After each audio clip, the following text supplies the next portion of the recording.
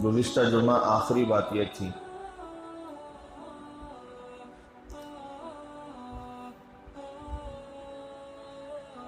کہ اللہ کا تعلق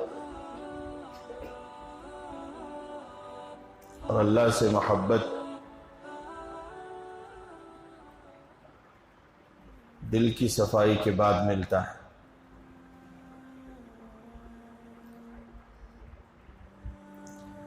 جب تک دل پاک و صاف نہیں ہوگا خدا سے تعلق پیدا نہیں کر سکتے۔ اللہ سے تعلق کے لیے سب سے پہلے پاکی اور صفائی کی ضرورت ہے۔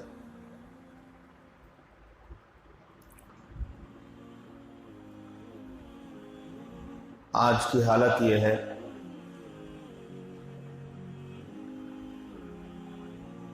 ایک دوسرے کے ساتھ بدگمانیاں، ایک دوسرے کے ساتھ غلط فہمیوں میں لوگ مبتلا ہیں اور دل کدورتوں میں پڑے ہوئے ہیں۔ دین کے نام پر نفرتیں پھیل رہی ہیں، قرآن و حدیث کے نام پر نفرتیں پھیل رہی ہیں۔ عجیب سی الجھن محسوس ہو رہی ہے اس وقت۔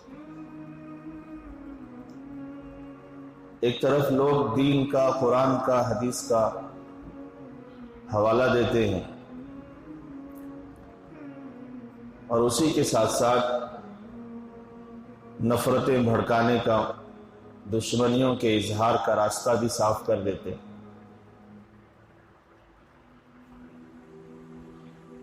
اس وقت کا سب سے بڑا المیہ یہ ہے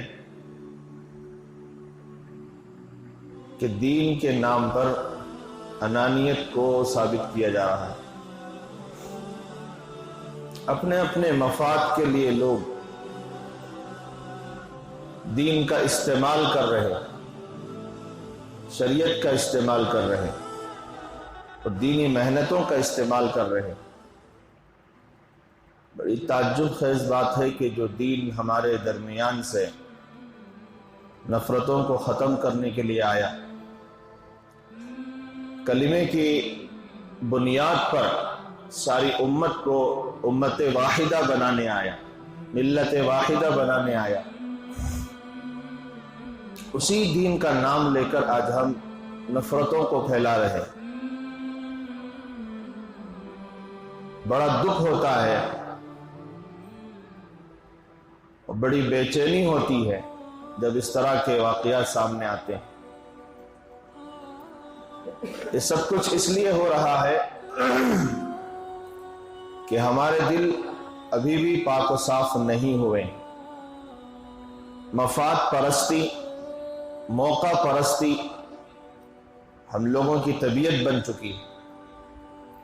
آج بھی ہم دین کے لیے کچھ نہیں کر رہے، سب کو اپنے اپنے الو بچانے کی ضرورت محسوس ہو رہی ہے، اپنے ناک کا مسئلہ ہے۔ اللہ کے لیے تکبر سے بچنے کی کوئی فکر ہی نہیں کر رہا، اللہ کو راضی کرنے کے لیے نفرت ختم کرنے کی کوئی فکر ہی نہیں کر رہا۔ محبت کی ایک آواز لگتی ہے تو اس کے مقابلے میں ہزاروں آوازیں نفرت کی لگائی جاتی ہیں، تو ان ہزاروں نفرت بھری آوازوں کے مقابلے میں ایک محبت بھری آواز کمزور ہو کر سکر کر اپنا دم توڑ دیتی ہے۔ یہ آج کے حالات کی میں آپ کے سامنے عکاسی کر رہا ہوں۔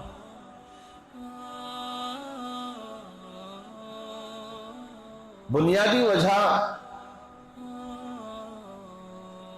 دلوں کی صفائی کا نہ ہونا۔ ایک ہے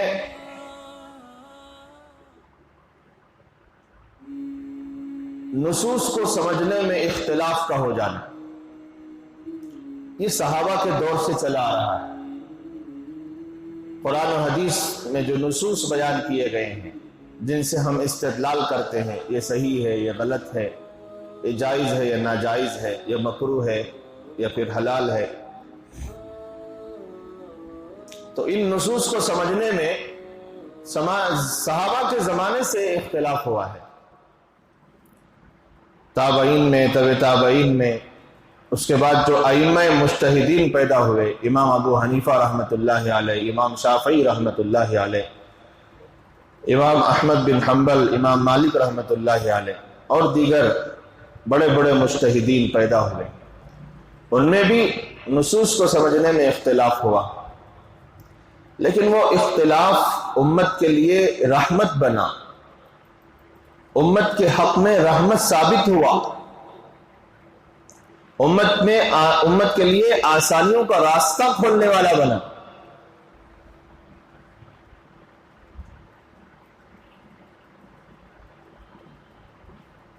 تو نصوص کے سمجھنے میں اختلاف کا ہونا یہ کوئی معیوب شے نہیں ہے، یہ کوئی بری بات نہیں ہے،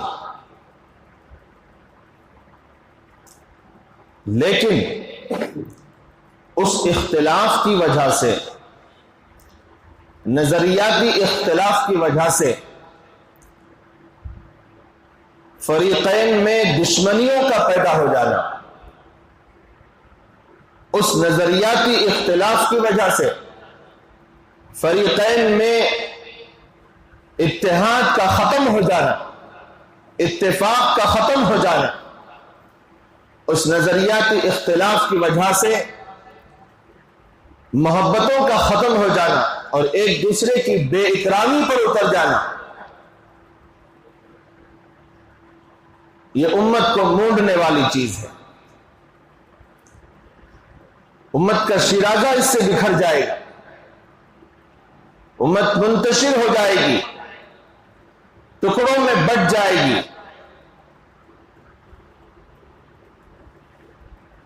تو میں یہ عرض کر رہا تھا کہ آج دلوں کی صفائی نہ ہونے کی وجہ سے نظریاتی اختلاف کو بھی دشمنی کا سبب بنا دیا گیا، نظریاتی اختلاف کو بھی حسد کا، جلن کا اور اپنا انانیت کا مسئلہ بنا دیا گیا۔ یہ اس امت کے لیے بڑی خطرناک چیز ہے۔ اللہ ہم سب کو کم سے کم اس وقت کے، اس ملک کے حالات کو پیش نظر رکھتے ہوئے ہماری صفوں میں اتحاد کی اللہ توفیق عطا فرمائے۔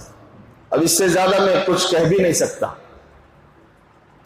بارہا میں نے اس بات پر زور دیا اور اکثر علماء اس بات پر زور دے رہے ہیں کہ نظریاتی اختلاف ہونا ایک فطری چیز ہے، اس کو اپنی اپنی جگہ پر رکھو، جس کو جیسا جو نہج پسند ہے اس کے مطابق کام کرو، لیکن جب ملک و ملت کا مسئلہ آ جائے، پوری امت پر بات آ جائے، پورے ملک پر بات آ جائے تو اتحاد کا اظہار کرو۔ شروع دن سے ہم لوگ اپنا یہ موقف بیان کرتے ہوئے آ رہے ہیں، لیکن اس کو بھی سیاسی رنگ دینے کی کوششیں کی جا رہی ہیں، اس اتحاد کے نعرے کو بھی سیاسی رنگ میں ملوث کرنے کی کوششیں کی جا رہی ہیں، ہر ایک اس کو، ہر فریق اس کو الگ رنگ دینے کی کوشش میں لگا ہوا ہے۔ سیدھی سادی بات تھی، کھلی ہوئی بات تھی کہ نظریاتی اختلاف کا ہونا اس امت کے اندر ایک فطری چیز ہے، اس کے باوجود بھی جیسے اتحاد و اتفاق صحابہ میں تھا، اس نظریاتی اختلاف کے باوجود تابعین میں اتحاد تھا، اس نظریاتی اختلاف کے باوجود تابعین میں اتحاد و اتفاق تھا، اور نظریاتی اختلاف کے باوجود ائمہ اربعہ میں اتحاد تھا۔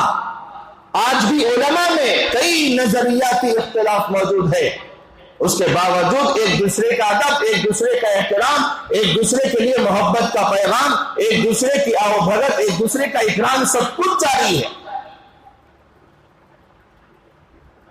لیکن مسئلہ ہماری صفوں میں جب آیا تو اس نظریاتی اختلاف نے دشمنی کا رنگ لے لیا، نفرت کا رنگ لے لیا۔ اب اسی نفرت پر ڈٹے رہنا چاہتے ہیں، اور ہماری زبانوں پر بے شرمی کے ساتھ یہ جملے آتے ہیں، بے شرمی کے ساتھ یہ جملے آتے ہیں جب ہم زمانے جاہلیت کے واقعات بیان کرتے ہیں کہ مرنے والا مرتے ہوئے اپنی نسلوں کو یہ سبق دیتا تھا کہ فلاں سے ہماری، فلاں قبیلے سے ہماری دشمنی ہے، اپنا خون کا آخری قطرہ بہا دینا لیکن ان کے ساتھ دشمنیاں نبھانا، وہ مزاج تو اب ہمارے میں دکھ رہا ہے۔ اختلاف تھا نظریاتی، اس کے ساتھ اتحاد ہو سکتا تھا، اس کے ساتھ اتفاق ہو سکتا ہے، لیکن صرف اپنی انانیت کو قائم رکھنے کے لیے اور اپنے الو کو سیدھا کرنے کے لیے اور اپنے ناک کے مسئلے کو برقرار رکھنے کے لیے اور اپنی منمانی تشریحات کو برقرار رکھنے کے لیے اس پھوٹ کو باقی رکھنے کی کوششیں کی جا رہی ہیں مسلسل۔ وہ کوئی بھی ہو سکتا ہے، کدھر سے بھی ہو سکتا ہے۔ کچھ لوگوں کا کام ہی یہ بن چکا ہے کہ جب اتحاد کی آواز اٹھے تو اسے پرزور طریقے پر دبا دیا جائے۔